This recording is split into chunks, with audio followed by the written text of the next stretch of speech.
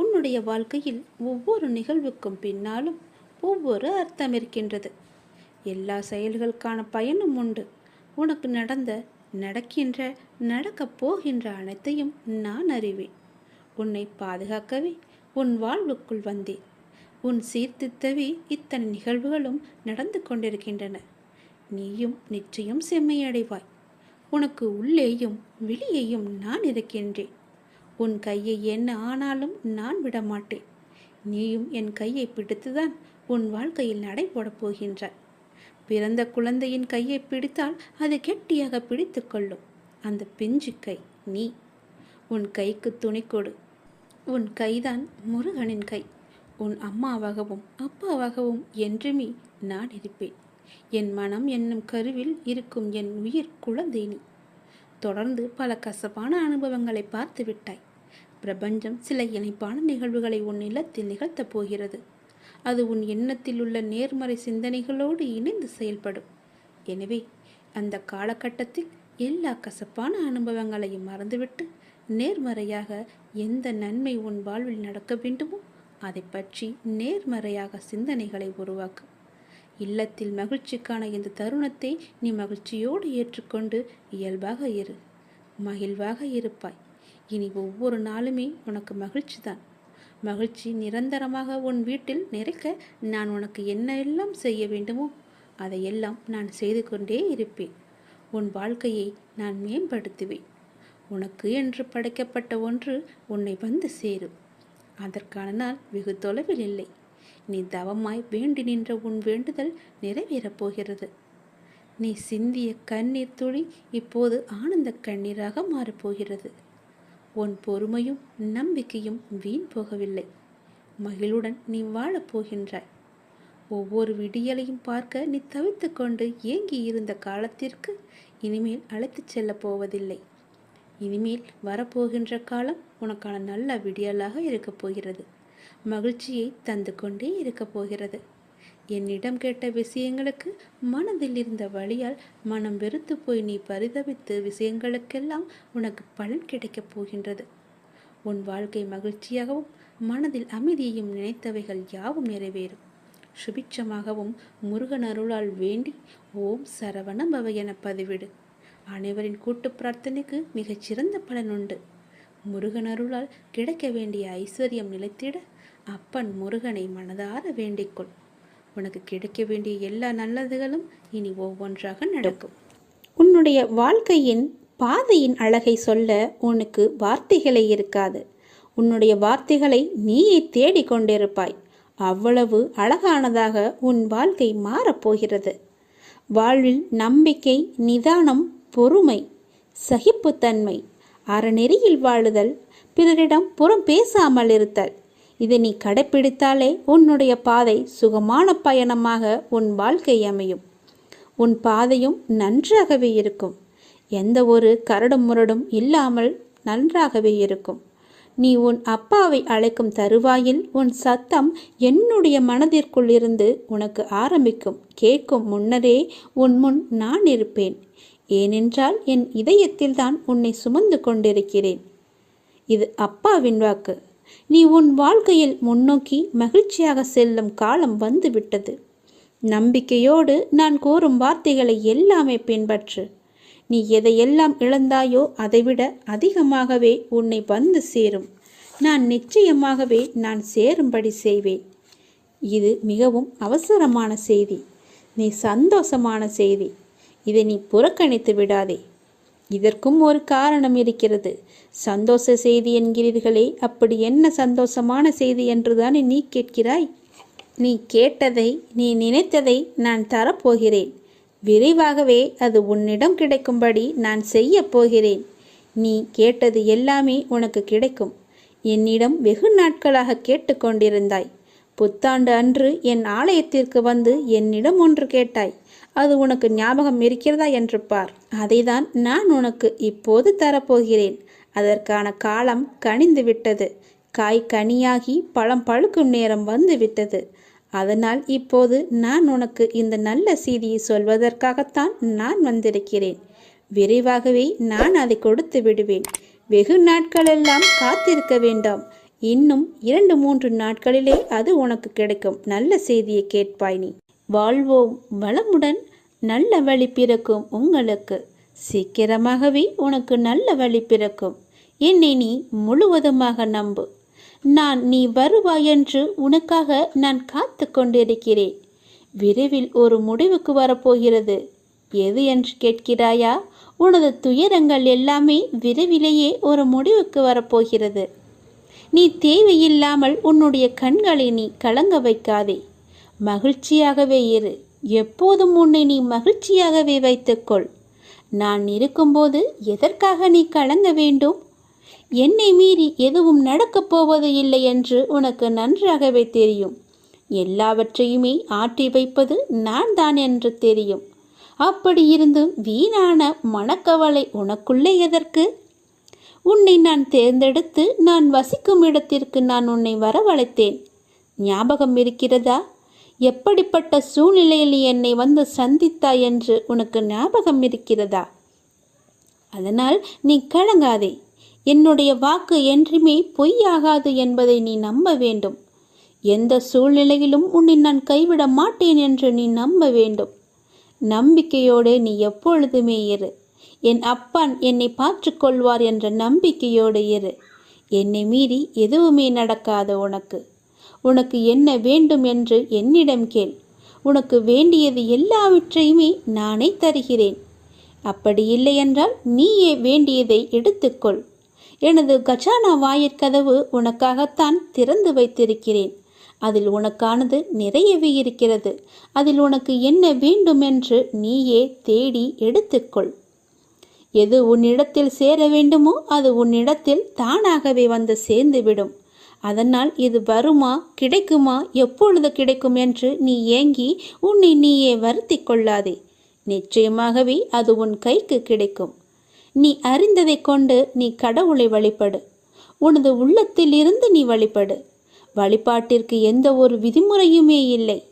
உன் தாயை எவ்வாறு உனது சேவைக்கு அழைப்பாயோ அதே அன்பும் இயல்புமே போதுமானது கடவுளை வழிபடுவதற்கு. கடவுளுக்கு என்று தனி ஒரு ரகத்தை நீ தேடாதே. இயல்பாகவே அப்பா என்று என்னை கூப்பிடு. உன் அப்பாவிடத்தில் நீ எவ்வளவு உரிமையாக இருப்பையோ அது போலவே நீ என்னிடத்திலும் உரிமையாக இருக்கலாம். ஏனென்றால் நீ என் பெற்றெடுத்த பிள்ளை. நீ என் பிள்ளை நன்றாக இருக்க வேண்டும். என் பிள்ளை என்னிடத்தில் சகஜமாக பழக வேண்டும் என்றுதான் நான் ஆசைப்படுகிறேன். என்னுடைய ஆசையை நீ நிராசையாக்கி விடாதே. என்னிடத்தில் எல்லா உரிமைகளுமே உனக்கு உண்டு. நீ என் பிள்ளை, நான் உன் அப்பா. என் அன்பு குழந்தையே, எல்லோருடைய வாழ்விலும் மாற்றங்கள் வருகின்றன. சிலருக்கு கொஞ்சம் தாமதமாக இருக்கலாம். இப்போது உன் வாழ்விலும் நீ எதிர்பார்த்த மாற்றம் வரப்போகிறது. உன்னுடைய பல வேண்டுதலில் உன்னுடைய முதன்மையான வேண்டுதல் விரைவில் நடக்கப் போகிறது. அதற்கு நீ செய்ய வேண்டியது எல்லாம் அந்த விஷயத்தை குறித்து நேர்மறை எண்ணங்களை மனதில் எழுப்ப வேண்டும். அது நடக்கும் என்று நீ நம்ப வேண்டும். உனக்கு அந்த வேண்டிய ஒன்று நிச்சயமாகவே கைகளில் கிடைக்கும். கோவிலில் சாமி முன் இந்த முறைப்படி நீ பிரார்த்தனை செய்து வந்தால் நிச்சயம் நீ நினைத்தது நடக்கும். நமக்கு எப்பொழுது எந்த பிரச்சனை எந்த ரூபத்தில் வந்தாலும் நாம் அந்த பிரச்சனைகளை முடிக்கவும் அதிலிருந்து முழுமையாக விடுபட்டு வெளியே வருவதற்கும் நாம் செய்யும் முதல் காரியம் தெய்வத்திடம் சரணடைந்து பிரார்த்தனை செய்து நம் குறைகளை கூறி வேண்டிய வரங்களை பெற்றுக்கொள்வோம். அது மட்டுமில்லாமல் நமது வாழ்க்கையில் செய்யும் சில சிறிய தவறுகளுக்கும் தெய்வத்திடம் சென்று அதற்கான பரிகாரங்களையும் செய்து புண்ணியத்தை தேடிக்கொள்வோம். ஆனால் கோவிலில் சாமியிடம் வேண்டுவதாக இருந்தாலும் பரிகாரம் செய்வதாக இருந்தாலும் அதற்கு ஒரு முறை இருக்கிறது. அந்த முறைப்படிதான் நாம் இறைவனிடம் வேண்ட வேண்டும். அப்படி வேண்டினால் கண்டிப்பாகவே அது நிறைவேற்றப்படும். அந்த முறைப்படி பரிகாரம் செய்தாலும் தெய்வம் அதை முழுமையாக ஏற்றுக்கொள்ளும். நாம் நம்பிக்கையுடன் செய்ய வேண்டும். அதனால் இன்று கோவிலில் தெய்வத்தின் முன் எப்படி பிரார்த்தனை செய்வது, எப்படி வேண்டுவது பற்றி தான் நாம் இப்போது சொல்லப் போகிறோம். கோவிலுக்கு சென்றால் தெய்வத்தின் முன் மண்டியிட்டு வேண்டு என்று நிறைய பேர் சொல்லி நாம் கேள்விப்பட்டிருப்போம்.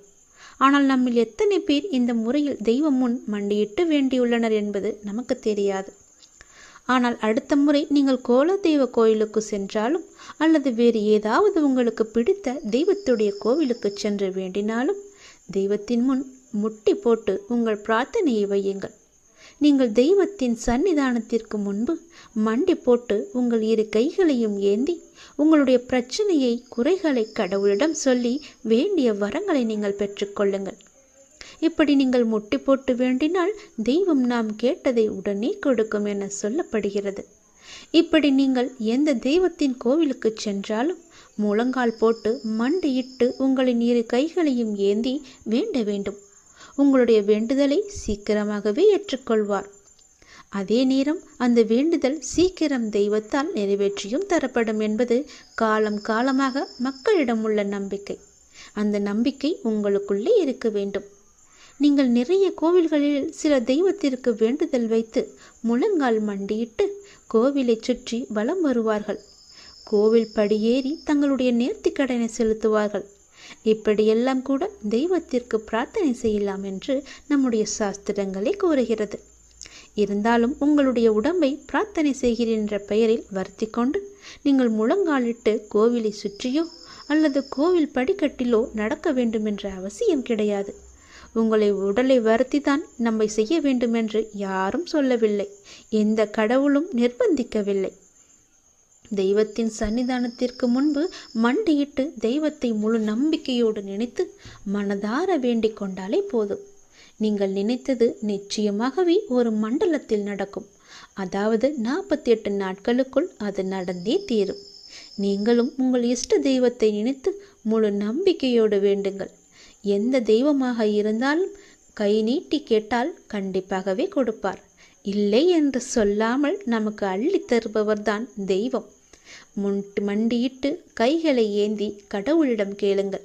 உங்கள் பிரார்த்தனை நிச்சயம் நிறைவேறும். ஓம் சரவணபவ. ஓம் முருகா போற்றி. அனைவருக்கும் நல்லதே நடக்கட்டும். இதை நீங்கள் கேட்கும்போது மிகவும் கவனமாக கேளுங்கள். உங்களுடைய மனதை ஒருநிலைப்படுத்தி பின்னர் கேளுங்கள். அப்போதுதான் உங்களுக்கு ஒரு தெளிவு பிறக்கும். நிச்சயம் இது நடக்கும். இது பயனுள்ள பதிவு. தவறாமல் கேளுங்கள். உன்னை வாழ்த்த மனம் இல்லாதவர்கள் இருப்பார்கள். அவர்களை பற்றி நீ கவலைப்படாதே. நீ எதை செய்தாலும் அதில் ஒரு குறையை கண்டுபிடிக்கக்கூடிய மனிதர்களும் இருந்து கொண்டுதான் இருப்பார்கள். அதையும் நீ பெரிது பண்ணாதே. உன்னுடைய லட்சியம் எதுவோ அதை நோக்கி உன்னுடைய பயணம் இருக்கட்டும். அந்த பயணத்திலேயே நீ போய்கொண்டிரு. ஒன்றை மட்டும் நீ தெரிந்து கொள். ஒவ்வொரு மனிதனும் தனித்தனி ஜென்மங்கள், தனித்தனி பிறவிகள், தனித்தனி ஆன்மாக்கள். அவர்களுக்கென்று தனித்தனி ஆசபாசங்கள் எல்லாம் இருக்கும், குணங்களும் இருக்கும். அதன் வழியில்தான் அவர்களின் பயணமும் இருக்கும். அவர்களை ஒழுங்குபடுத்துகிறேன் என்று வேதனைகளை நீ சுமந்து கொள்ளாதே. அவர்கள் போகும் வரை போய்கொண்டே இருக்கட்டும். போய் ஒரு அனுபவத்தை பெற்ற பின் திரும்பி வருவார்கள். அதுவரை நீ பொறுமையாக இருக்க வேண்டும். அவர்கள் போன பாதை நல்லதா கெட்டதா என்பதை அவர்களாக உணர்ந்தால்தான் அவர்களுக்கு ஒரு உண்மை தெரியும். அந்த உண்மையை நீ முன்கூட்டியே சொன்னால் உன்னை அவர்களுக்கு பிடிக்காது. இதுதான் வாழ்க்கையின் தத்துவ உண்மையும் கூட. அவர்களது பூர்வ புண்ணியத்தின் அடிப்படையில்தான் அவர்களின் குணங்களும் செயல்களுமே இருந்து கொண்டிருக்கும். அது உடன் பிறந்தவர்களாக இருந்தாலும், நண்பர்களாக இருந்தாலும், கணவன் மனைவியாக இருந்தாலும், பெற்ற குழந்தைகளாக இருந்தாலும், பேரன் பேத்திகளாக இருந்தாலும், எந்த உறவாக இருந்தாலும் அவர்களது பிறவி குணம் ஒருபோதும் மாறாது. எதை செய்ய இந்த பூ உலகிற்கு வந்தார்களோ அதை செய்வதுதானே அவர்களின் விதி. அதை நீ மாற்றி அமைக்க முடியுமா? ஒதுங்கி நின்று வேடிக்கை மட்டும் பார். வந்த பாசத்தில் உள்ளே விழுந்து அறிவுரை சொல்லுகின்றேன் என்ற கெட்ட பெயரை சம்பாதித்துக் கொண்டிருக்காதே. அவர்களுக்கு அனுபவம்தான் குரு. அந்த அனுபவம் ஏற்பட்ட பிறகு தன்னை மாற்றிக்கொள்வதற்கு அவர்களுக்கு விதி இருந்தால் தன்னை திருத்திக் கொள்வார்கள். அதுவரை நீ பொறுமையாக இரு. செயற்கையாக ஒரு குணத்தை உருவாக்கி உன்னிடம் அன்பை காட்டினாலும் தான் யார், தன்னுடைய குணம் என்ன என்பதை ஒரு நாள் நிச்சயம் வெளிப்படுத்தி விடுவார்கள். எதையும் ஏற்றுக்கொள்ளும் பக்குவத்தோடு இருந்து கொள்ள நீ பழகிக்கொள். நாம் வந்து போகும் உலகத்தில் பிறந்திருக்கின்றோம். அவரவர்களுக்கு என்ன வேஷம் கொடுக்கப்பட்டிருக்கின்றதோ அதைதான் செய்து கொண்டும் இருக்கின்றோம். அதை தவிர நாம் வேறு எதையும் செய்து காட்ட முடியாது. எல்லையில்லாத அன்பை வைத்திருந்தேன், என்னை ஏமாற்றி விட்டார்கள் என்று புலம்பிக் கொண்டிருக்காதே. கடலுக்கும் ஒரு எல்லை வைத்திருக்கிறான் கடவுள். அதையும் மீறி சில வேளைகளில் இறைவன் வகுத்த எல்லையை கடல் தாண்டி விடுகிறது. அதுபோல இயற்கையின் சுபாவங்களைப் போல் மனிதன் இயற்கை சுபாவங்கள் சில நேரங்களில் தங்களை வெளிப்படுத்திவிடும். நீ உன்னை எப்படி வைத்துக் கொள்ள வேண்டும் என்று நினைக்கின்றாயோ அப்படி வைத்துக்கொண்டு நீ வாழ பழகிக்கொள். அதில் நன்மை வந்தாலும் தீமை வந்தாலும் உனக்கு அது ஒரு அனுபவம் கிடைக்கும். அதை வைத்து உன்னையும் நீ திருத்திக் கொள்ளலாம். இன்பமானாலும் துன்பமானாலும் அதை நீயே சந்திக்க கற்றுக்கொள். அதை பகிர்ந்து கொள்வதற்கு ஒரு துணையை தேடாதே. உன் இன்ப துன்பத்தில் பங்கு பெறுவதற்கு இந்த பிரபஞ்சத்தில் ஒருவர் பிறந்திருந்தால் நிச்சயம் அவர் உன்னை கைவிடாமல் உன்னோடு சேர்ந்தே பயணிப்பார். அது உன் பிறவி பிராப்தத்தை பொறுத்து இருக்கின்றது. அப்படி அது நடந்துவிட்டால் எந்த சூழ்நிலையும் உன்னோடு இணைத்து இருப்பார். இணைந்தே வாழ்ந்து கொண்டிருப்பார். நீ பெண்ணாக இருந்தாலும் ஆணாக இருந்தாலும் வரும் துன்பத்தை எதிர்கொள்ளக்கூடிய ஆற்றலை நீ உருவாக்கிக்கொள். மனிதன் மீது வைக்கும் நம்பிக்கையை விட இறைவன் மீது வைக்கும் நம்பிக்கையை நீ அதிகரித்துக்கொள். உன் கண்ணீரும் உன் கவலையும் உன்னை பலவீனமாக காட்டிவிடும். அழுவதாலும் சோர்ந்து போவதாலும் ஒன்றும் நடக்கப் போவதில்லை. எப்படி இருந்தாலும் நீதான் அந்த சுமையை சுமந்தாக வேண்டும். அழுது சுமப்பதை காட்டிலும் ஏற்று சுமப்பது உனக்கு சிரமம் இல்லாமல் இருக்கும். தைரியமும் தன்னம்பிக்கையும் தான் ஒரு மனிதனை உலகத்தில் வாழ வைக்கும் என்ற உண்மையை நீ உணர்ந்து கொள். இந்த பக்குவத்தை நீ அடைந்து விட்டால் எந்த துன்பமும் உன்னை நெருங்காது என்பதை நீ உணர்ந்து கொள். இந்த பதிவை நான் உங்களுக்கு சொல்கின்றேன். அதை நீங்கள் பத்திரப்படுத்தி உங்களுக்கு நேரம் கிடைக்கும் பொழுதெல்லாம் மீண்டும் மீண்டும் ஒரு முறை கேட்டு பாருங்கள். இதை நீ முழுவதுமாக கேட்டிருந்தால் உன்னுடைய வாழ்க்கையில் ஒரு தெளிவு கிடைக்கும். எது நடக்காது, எதை பற்றி நாம் தூக்கி வைத்து கொண்டு கவலைப்பட்டு கொண்டிருக்கின்றோம் என்ற பல விஷயங்களுக்கு, உன்னுடைய பல கேள்விகளுக்கு நிச்சயம் இதில் விடை இருக்கிறது என்பதை நீ உணர்ந்திருப்பாய். உன் உழைப்பையும் அன்பையும் பிறர் தவறாக பயன்படுத்தும் போதோ அல்லது பலனை பிறர் அனுபவிக்கும் போதோ நீ வருத்தப்படாதே. அவர்கள் உன் கர்மாக்களையும் பாவங்களையும் அனுபவித்து உன் கர்ம வினைகளை விரைந்து முடிக்கவே அப்படி செய்து கொண்டிருக்கின்றார்கள். நான் தான் அவர்களை அனுப்பி வைத்திருக்கின்றேன். அந்த சமயத்தில் உனக்கு வருத்தம் அளித்தாலும் உன் கர்ம வினைகள் குறைகிறது என்று நீ நிம்மதி கொள். எந்த சூழ்நிலையிலும் இழந்து போனதையும் தொலைத்து விட்டதையும் எண்ணி நீ மனதில் கவலை கொள்ளாதே. நடப்பவை யாவும் நன்மைக்கு என்று நம்பிக்கையுடன் உன் லட்சியத்தை நோக்கி நீ முன்னேறிச் செல். எல்லாம் நன்மைக்கே என்று சொல்கிறீர்களே, ஆனால் என் வழிகள் அப்படியேதானே இருக்கின்றது. எந்த நன்மையும் எனக்கு நடக்கவில்லை என்கிறாயா? நீ கொஞ்ச நாள் பொறு. உன்னுடைய வேண்டுதல் நிச்சயம் பலிக்கப் போகிறது. நீ அனுபவிக்கும் துயரங்களையே பெரிதாக நினைத்து போராடி கொண்டிருக்கின்றாய். அது உன்னை தாக்காமல் இருக்கவே நான் இங்கு போராடி கொண்டிருக்கின்றேன். அது உனக்கு தெரிய வாய்ப்பே கிடையாது. அதனால்தான் நான் அடிக்கடி கூறுகின்றேன், முடிந்தவரை எல்லோருக்கும் நல்லதே செய் என்று, எதற்காகவும் அஞ்சாதே என்று. ஏனென்றால் உன்னோடும் உன் குடும்பத்தோடும் நான் இருக்கின்றேனே. இன்பமும் துன்பமும் நிலையற்றவைதான். அது எல்லோருக்கும் மாறி மாறி வந்து கொண்டுதான் இருக்கும். இன்று இருப்பது நாளை மாறிவிடும். எனவே நீ மனம் கலங்காமல் இரு. இன்றைய துன்பத்தை நினைத்து நாளைய இன்பத்தை நீ தொலைத்து விடாமல் இருக்க வேண்டும். அதற்காகத்தான் சொல்கிறேன். உனது நலனை விரும்புகின்ற நான் உனக்கு நன்மையை மட்டும்தான் செய்வேன் என்பதில் நீ உறுதியான நம்பிக்கையோடு இரு. கவலையே படாதே. நான் இருக்கின்றேன். என்றும் எங்கெங்கும் எப்போதும் என்றென்றுமே உன்னோடு. உனக்கு நல்லது மட்டுமே நடக்கும். நீ என் பரிபூர்ண அருள் முழுவதையும் பெற்றுவிட்டாய். என் ஆசீர்வாதத்தையும் அன்பையும் நீ பெற்றுவிட்டாய். உன்னுடைய பக்தியால் நான் உனக்கு அடிமையாகிவிட்டேன் என் தங்கமே. என்னிடத்தில் நீ பக்தி செய்ததால் நீ வருவாய். நிச்சயம் தொண்டு செய்வாய். அதன் மூலம் நான் உன்னிடத்திலேயே நான் ஐக்கியமாகி விடுவேன். உன்னுடைய வருகைக்காக நான் காத்து கொண்டிருக்கிறேன். நீ என்னிடம் வந்து மற்றவர்களுக்கு நீ தொண்டு செய். எனக்கு தொண்டு செய்ய வேண்டாம். மற்றவர்களுக்கு நீ தொண்டு செய்தால் நான் உன்னிடத்தில் வந்து உனக்கே நான் அடிமையாகி விடுகிறேன். உன்னிடத்திலே நான் இருந்து உனக்கு வேண்டிய உதவிகளையெல்லாம் நான் செய்கின்றேன். நீயோ மற்றவர்களுக்கு உதவி செய். உனக்கு தேவையானது எதுவோ அதை நானே தருகின்றேன். நீ அள்ளி அள்ளி கொடு, நானும் உனக்கு அள்ளி அள்ளி தருகின்றேன். நான் கொடுப்பதை வைத்து நீ மற்றவர்களுக்கு கொடு. உன் வாழ்க்கையில் பல நல்ல நல்ல மாற்றங்கள், நல்ல நல்ல நிகழ்வுகள், நீ கேட்ட சந்தோஷங்கள், மன மகிழ்ச்சிகள் எல்லாமே உனக்கு கிடைக்கும். நீ கேட்ட பண பிரச்சனை எல்லாமே தீர்ந்துவிடும். நான் உனக்கு அள்ளி அள்ளி தரும்போது நீ உன் இரு கைகளையும் தூக்கி அதை வாங்கிக்கொள். நான் தருவது உனக்காக மட்டுமே.